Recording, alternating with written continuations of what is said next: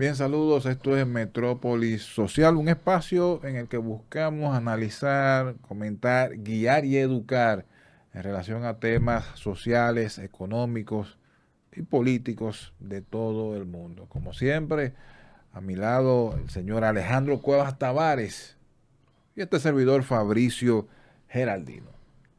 Saludos, señor Alejandro Cuevas Tavares.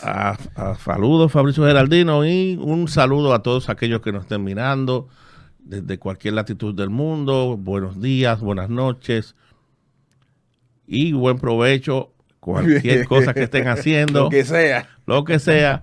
Bienvenidos a este podcast Metrópolis Social.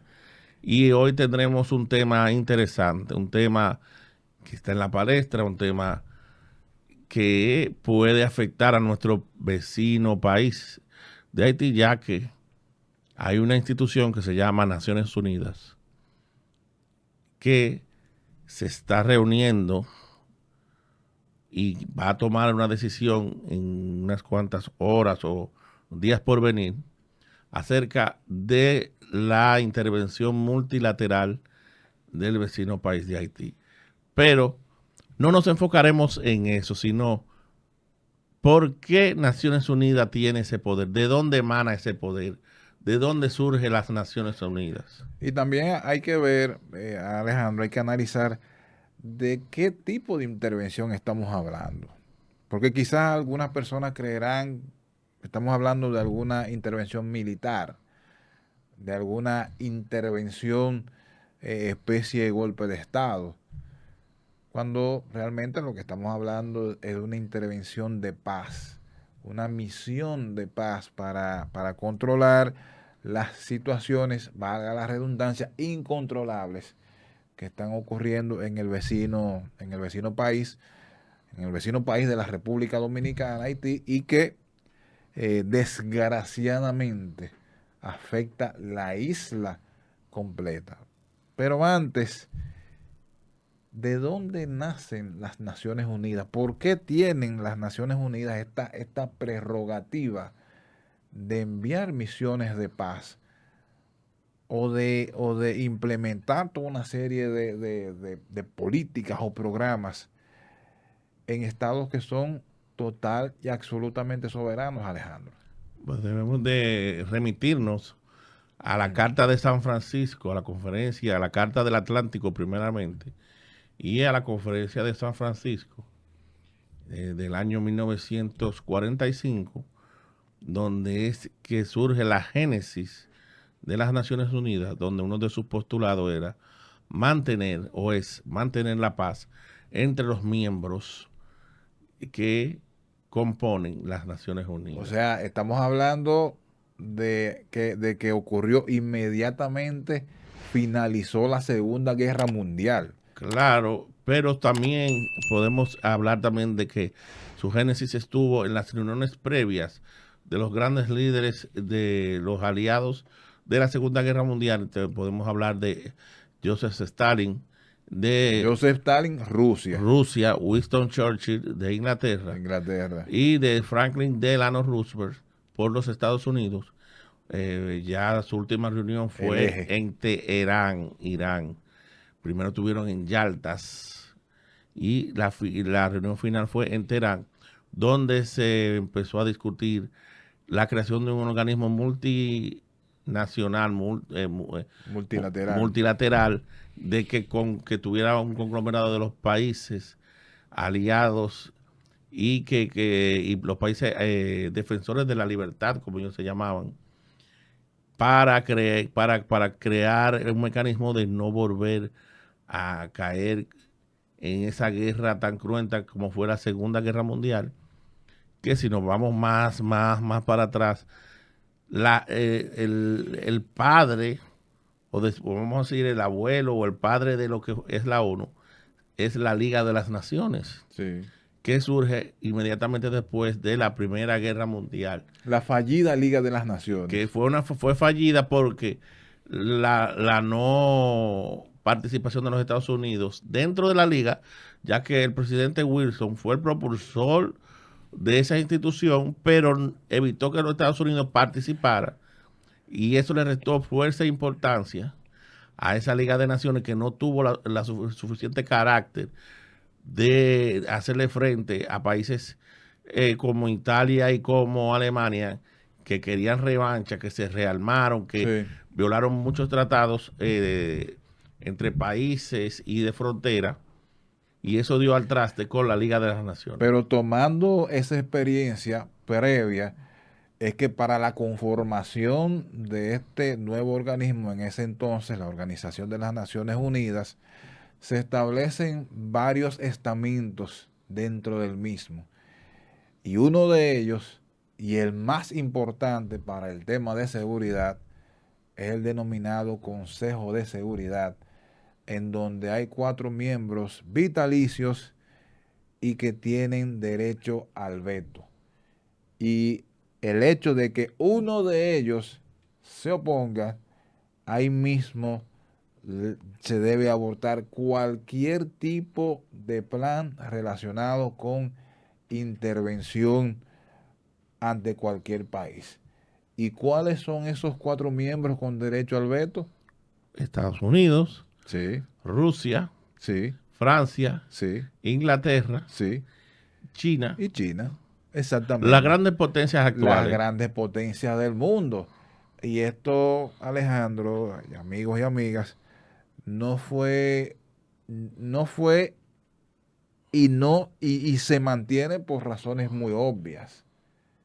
Es decir, cada quien quiere mantener sus intereses.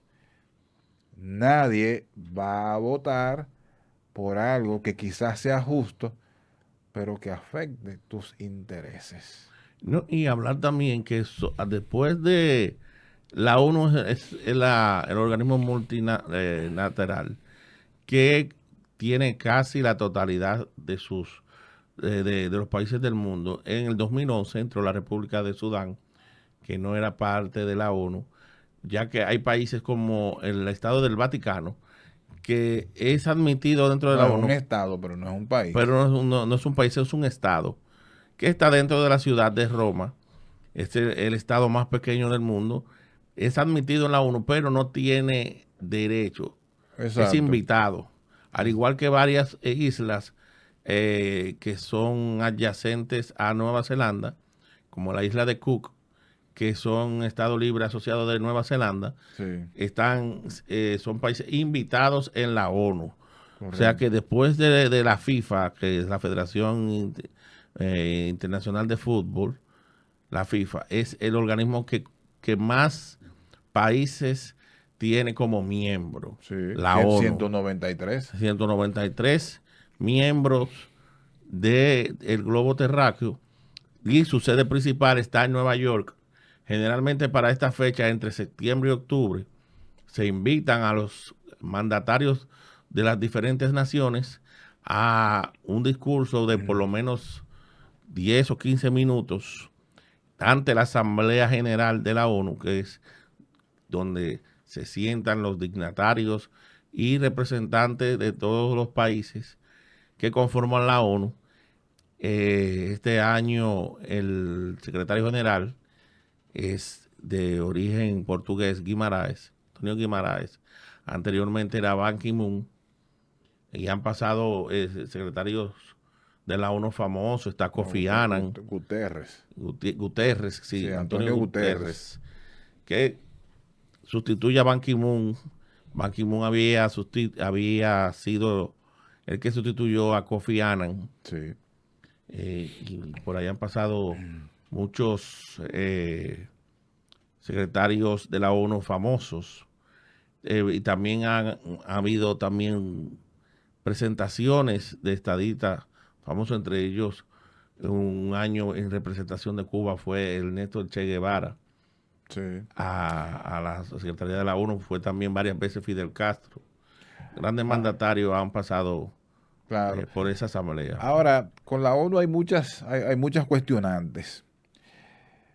Es la organización internacional más grande del mundo, como tú muy bien lo has dicho. Tiene una estructura, digámoslo así, en donde está una asamblea general, que es la reunión de todos los años, de todos los mandatarios, de todos los países.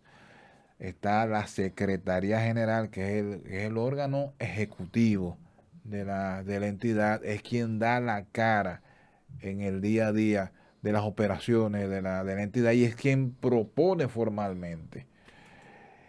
Y están los organismos que son apéndices. Sí, ¿no? Y está el Consejo de Seguridad. El Consejo de Seguridad, correctamente, el Consejo de Seguridad, que es el de mayor impacto, Sí. el de Y mayor es importancia. que República Dominicana ha aspirado y ha postulado su candidatura varias veces. No lo hemos logrado, pero hemos estado cerca de pertenecer y tener un asiento en el Consejo de Seguridad de la ONU. Exacto, que son asientos no permanentes con una duración de 2 años.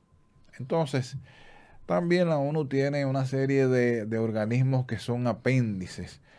La Organización Mundial de la Salud, por ejemplo, UNICEF, que es lo que tiene que ver con el Con la tema de, niñez de- de- de está niños, la niñas. UNESCO, la FAO, Exactamente, la Organización de las Naciones Unidas para, para, la para el Desarrollo Industrial, para la alimentación, alimentación. que con su sede está en Roma. La de la UNESCO, su sede antes estaba en Ginebra, ahora mismo está en París, Francia. Y UNICEF, que es la más conocida, Sí, y que podemos mencionar como dato histórico que dentro de la creación de la ONU, la República Dominicana tuvo un papel llamativo, ya que, o preponderante, ya que sí, de los firmantes de la Carta de San Francisco, Carta del Atlántico, estuvo la República Dominicana y estuvo representado por una mujer, Minerva Bernardino, que fue la cuarta mujer. Fueron 4 mujeres que firmaron esa acta y la República Dominicana tuvo el privilegio de tener una de ellas, que fue la embajadora Minerva Bernardino, en representación del gobierno dictatorial de Rafael Leonidas Trujillo, y también fue la primera vicepresidenta de la UNICEF. bueno, así es, y siguiendo hablando de esos organismos, también la ONU tiene organismos de corte económico, como la CEPAL, la Comisión Económica para América Latina, y así lo tiene para otras partes del mundo. La verdad es que es un organismo monstruoso que invierte decenas de miles de millones de dólares al año. Entonces, mucha Y gente, esos millones son porque sus miembros aportan sí, al organismo. y ahí viene un tema importante.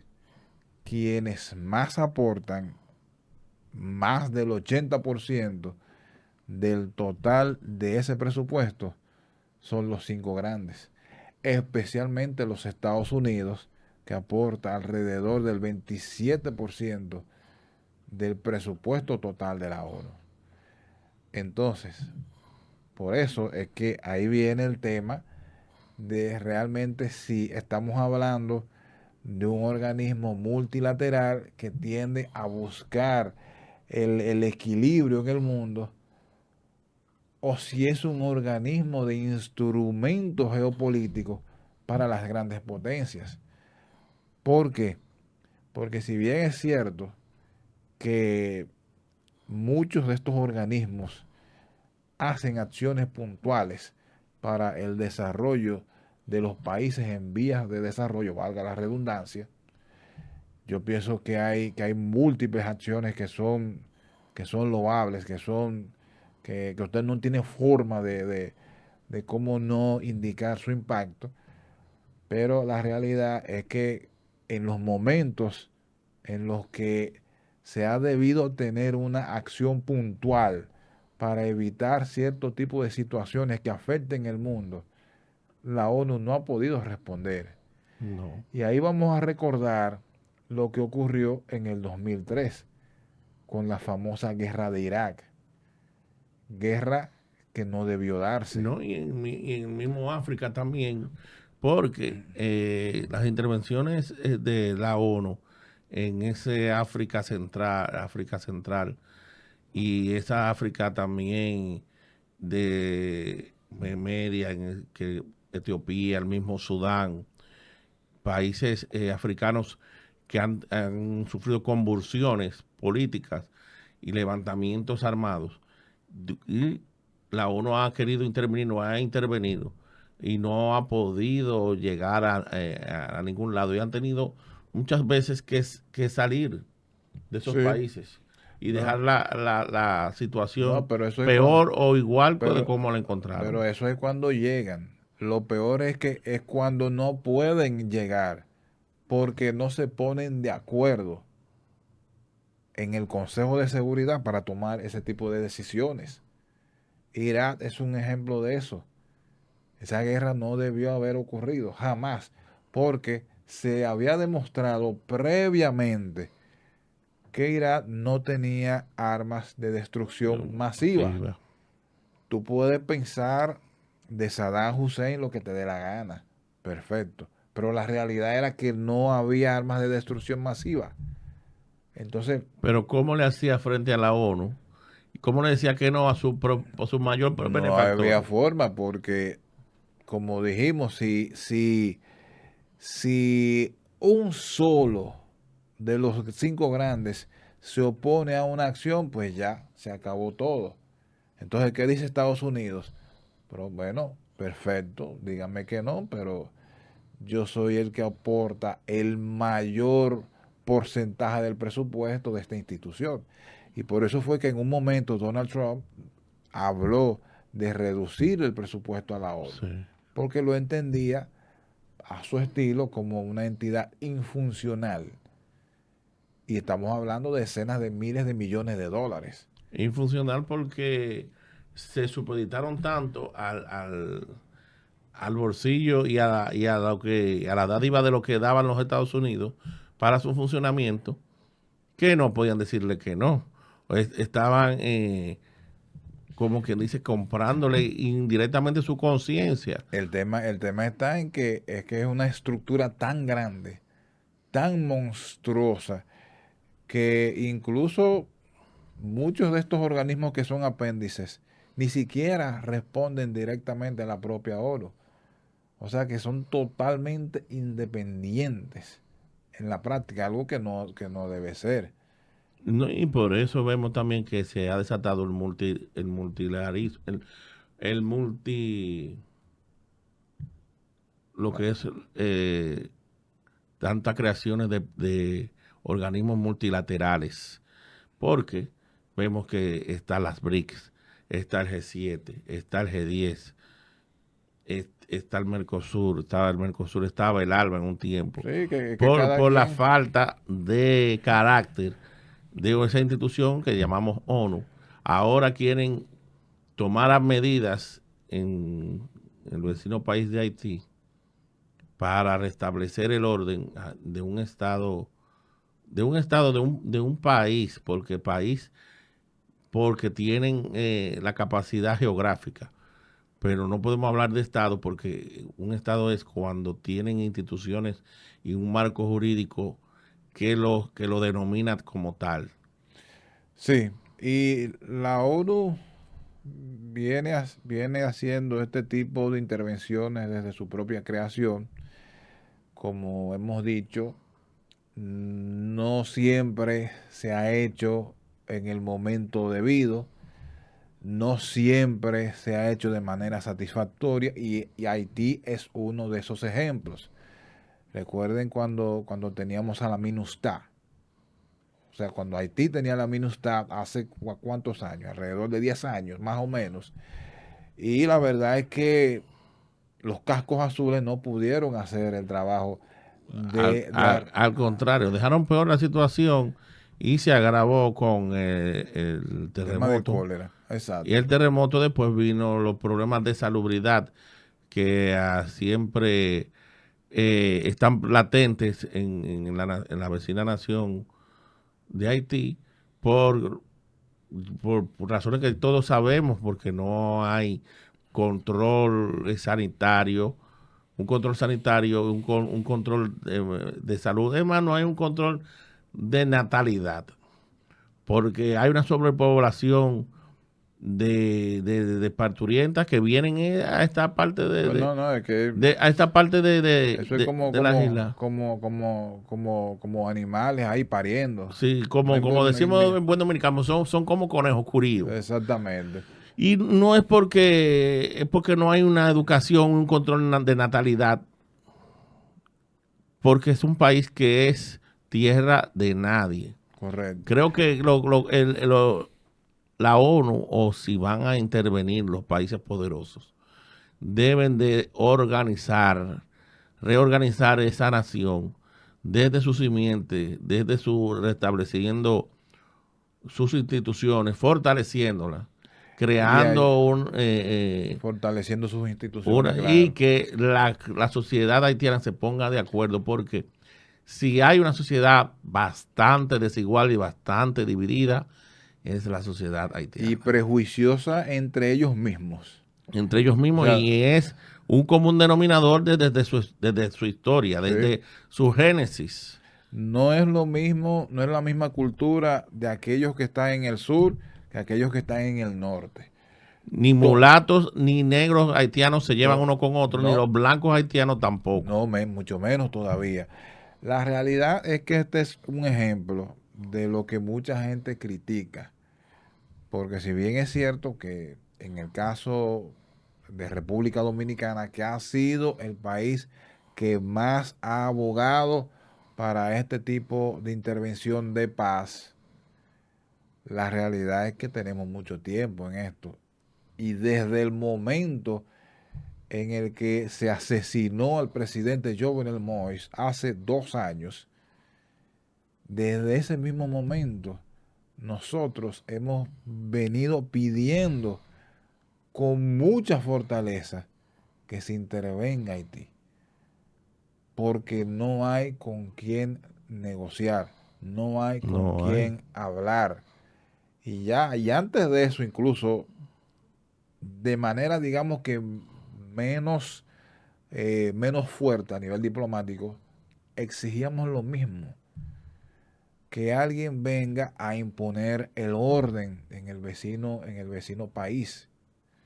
Y han tenido que transcurrir muchos años, muchas muertes. Y tomar las medidas que hemos tomado, so pena también de que la hemos tomado por también el abuso que ellos han querido cometer con esa creación del río Masacre, tratando de hacer ese canal que a todas vistas es lesivo y dañino para ambas partes, pero Sí, ellos han querido seguir adelante, pero hemos tenido que cerrar la frontera, cortarle, como dicen en buen dominicano, el agua y la luz, porque la única vida que tienen es con el comercio que tienen ellos directamente con nosotros. correcto.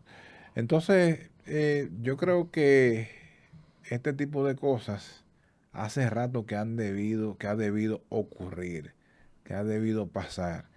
Intervenir en una acción de paz para hacer lo que tú dices.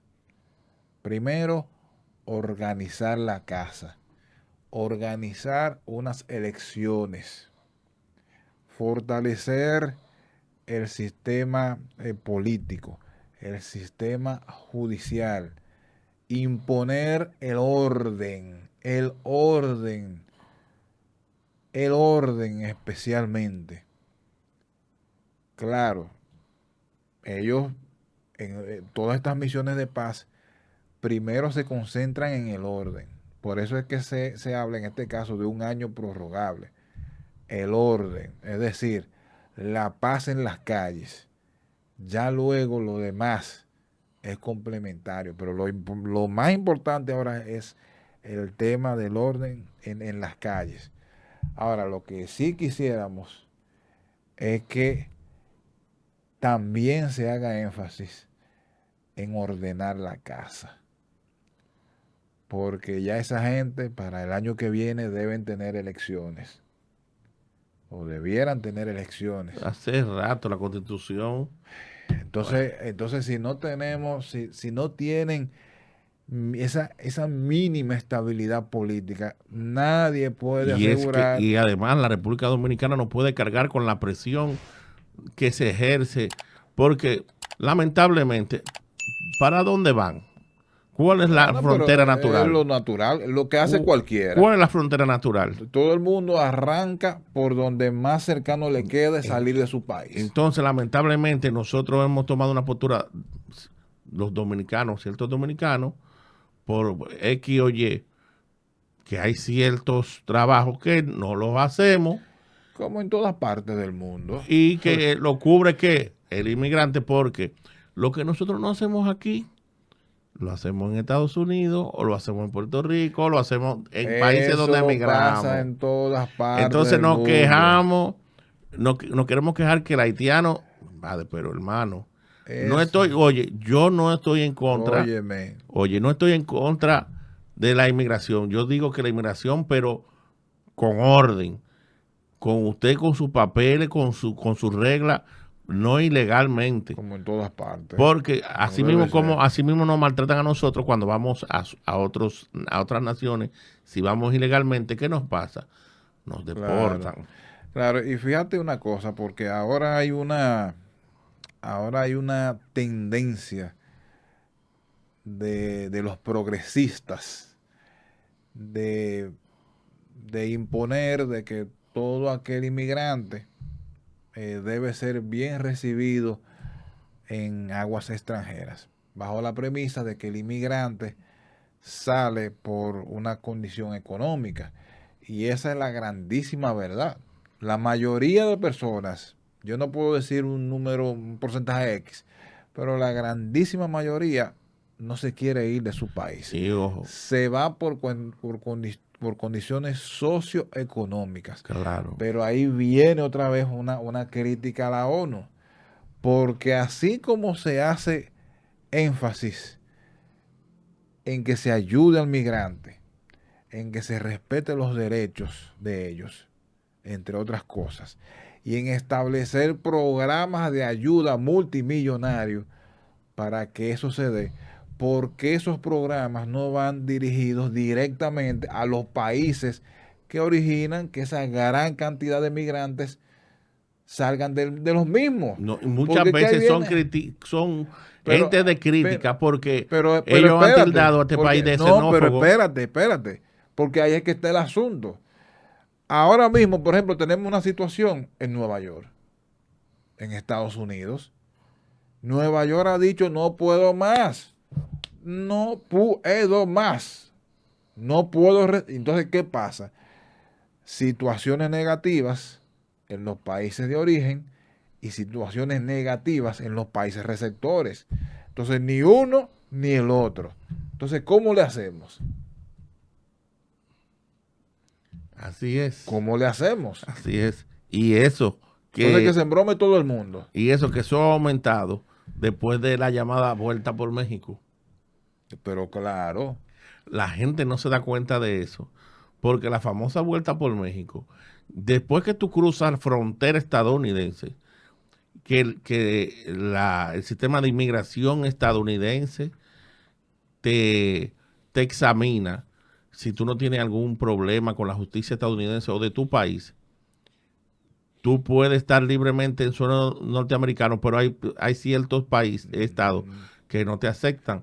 Por no, ejemplo, eso si vas a Texas o Arizona, tú no, es que estás en un centro no, te va en un centro de de inmigrantes, ICE. en condición no preso, Sí, pero sí aislado, y después de 3 meses o más, o te deportan o te dejan en libertad, pero tú tienes que ir, te llevan a un estado donde te puedan admitir y de ahí tú tienes que ir a un estado donde tú puedes estar, por ejemplo, un estado santuario, como que Nueva es York. Nueva York, Massachusetts, Connecticut, esos países de lo que se llama, el dominicano dice el triestado, Sí, los triestados. Pero ya esos países de la parte sur de Estados Unidos no te aceptan. exacto. Entonces, ahí es que está el asunto. O sea, tú tienes esta política ultraliberal de aceptar a todos los migrantes, pero por otro lado no estableces programas de apoyo a los países relacionados con esos migrantes ni a los que reciben a los mismos.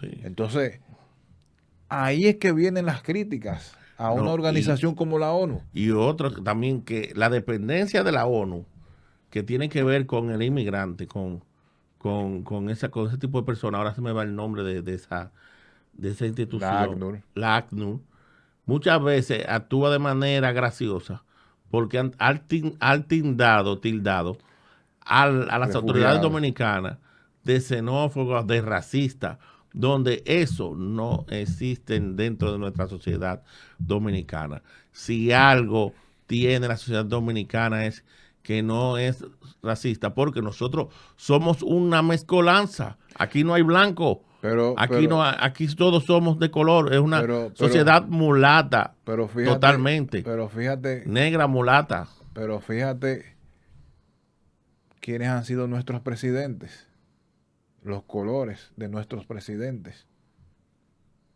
O sea, mulatos, indios, que quizás no hayamos tenido un presidente totalmente negro. Bueno, pero es que el color nuestro, aunque dicen que desaparecido, es indio, mulato. Ulises Heró era mulato. Exactamente. Pero hablar de que esta es una nación, de que este es un país xenófobo, es una absoluta y total injusticia hacia todo el pueblo dominicano. Y es ese tipo de campaña que muchas veces internacionalmente quieren hacer ver a la República Dominicana, cuando la República Dominicana toma medidas, por ejemplo, la medida que tomó en la frontera, ya empiezan los detractores, que nosotros somos xenófobos, que nosotros somos racistas, que nosotros no queremos al pueblo haitiano. No, No, es nadie. que la República Dominicana, siendo un país pobre, no puede cargarse al Estado haitiano en sus espaldas, porque Claro que no no. tenemos la capacidad económica ni la capacidad tampoco No, es humana. que ya este pueblo ha hecho Nosotros hemos demasiado. hecho demasiado. Y hay que reconocer que la migración haitiana también genera sus beneficios. El tema de la mano de obra, el tema del comercio binacional que ahora está suspendido. Eso genera sus beneficios a nivel económico. En eso estamos ciertos. Ahora bien, si ponemos en la balanza los beneficios económicos que recibimos, más lo que tiene que aportar el pueblo por tener una migración que no paga impuestos, porque no pagan impuestos, no es No. verdad, no pagan impuestos. Una migración que absorbe una buena parte del sistema de salud dominicano, una migración que desgraciadamente por su condición genera temas sanitarios, una migración que absorbe una parte del sistema educativo. Entonces, ¿de qué estamos hablando? O sea, la verdad es que nosotros tenemos una carga muy grande, muy grande. Y la queja del dominicano no es ni siquiera eso. Es simplemente que se imponga el orden en este tema migratorio, que se imponga el orden. Eso es, Solamente. que se imponga el orden, que esté aquí el que tenga su documentación en regla, como en cualquier país organizado.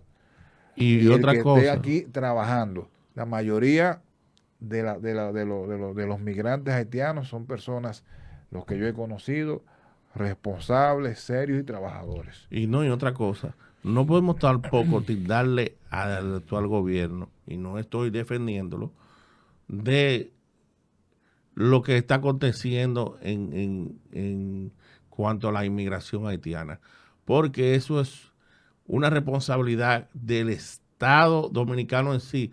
Y cuando hablo de Estado dominicano, es sus anteriores gobiernos que Claro, fueron permisivos y pasivos con una claro, inmigración ilegal haitiana a suelo dominicano. correcto.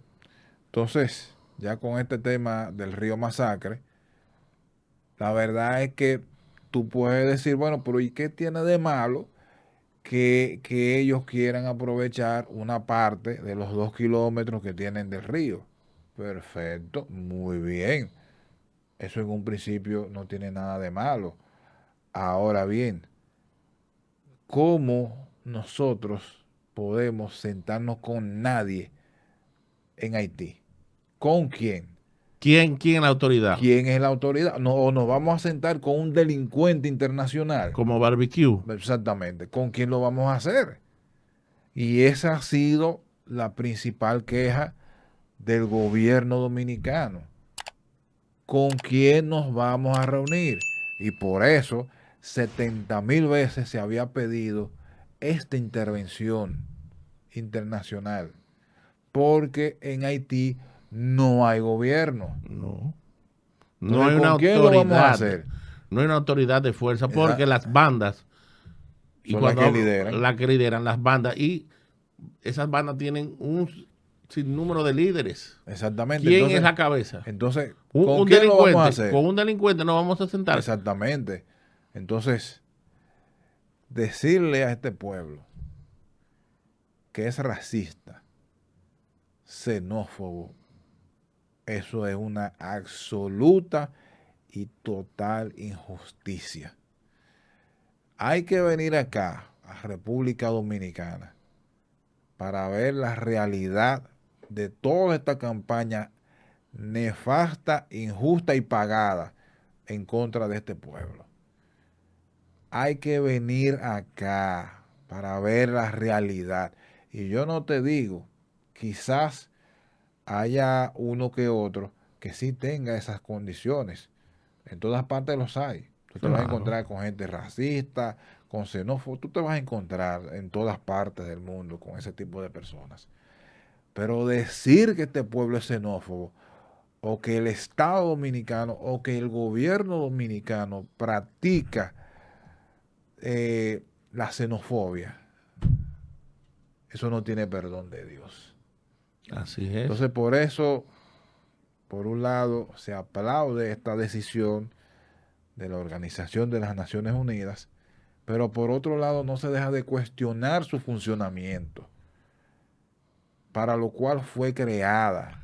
Sí, y su funcionamiento en el sentido de que la dilación en tomar una decisión donde un estado como el haitiano, que es la nación más pobre de América, no de América Latina, de América completa, Haití es la nación más pobre y es nuestra vecina. Y que países potencias como los Estados Unidos, como Francia, que es su madre patria por razones de etnia y religión Sí. y de colonización que tuvo Francia en nuestro vecino país, y de los Estados Unidos por su cercanía geográfica, ya que muchos de esos ilegales haitianos, los que no vienen a Santo Domingo, van en bote a costa de Bahamas, Miami. Sí.